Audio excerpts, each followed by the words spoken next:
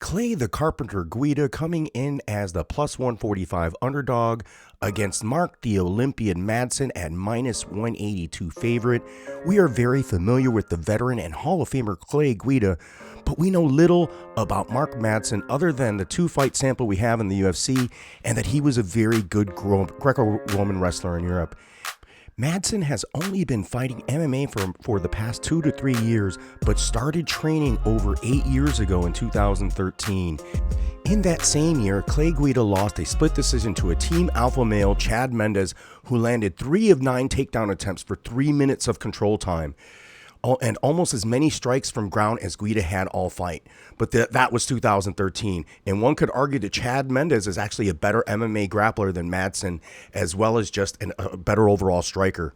Madsen could definitely learn from the Mendes blueprint, where to mix it up, get some takedowns, keep Clay Guida down, not allow him to strike at all, and just control and smother him for the victory. And that is something that is very possible at Mark Madsen. His grappling skills are that good. He's going to come in grappling heavy, and I'm certain that Clay Guida out there with the team alpha male guys have been drilling, getting up.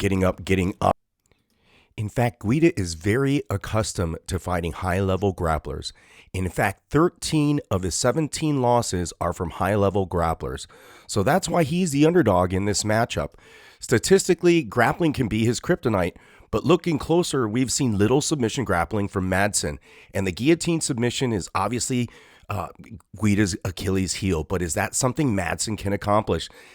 His last 2 losses by submission guillotine were from Jim Miller and Charles Oliveira, who are the masters at that move and masters at submission. So Mark Madsen is nowhere near that yet. So that seems to put a strong favor for me on Clay Guida. Looking at some of these statistics, they're all, I think it's difficult to get anything from them because the sample size from Clay Guida is just so much starkly greater. I mean, by the time Mark Madsen started his MMA training, Guida already had 20 fights in his UFC career. So I just think that Guida has the striking savvy and ability to keep this on his feet. I don't think that Madsen has the type of MMA grappling that will easily overwhelm Guida or get him into very vulnerable positions where he can finish Guida, because that's what he's going to need to do, because Guida's going to be relentless getting up and will unleash a few strikes before that takedown happens. So the key thing here is, can Guida takedown defense, which is not fantastic or not horrible, can he use his wrestling to counter wrestle Mark Madsen, maybe push him up the cage, rough him up a little bit, tire him out, let him know what MMA really is about, and then secure possibly his own takedown or his own victory here. So I will be on the Guida side as a live dog. We're at the apex, and I think that he'll be comfortable in that stage, as well as in the limelight as being the co-main event. So I might take Guida as with the finish prop possibly. I might throw him in the parlays. I know that's highly risky, but I do that. I think he's priced fairly well for what he is. I might put him in there with maybe someone like Roberts or maybe with Boom.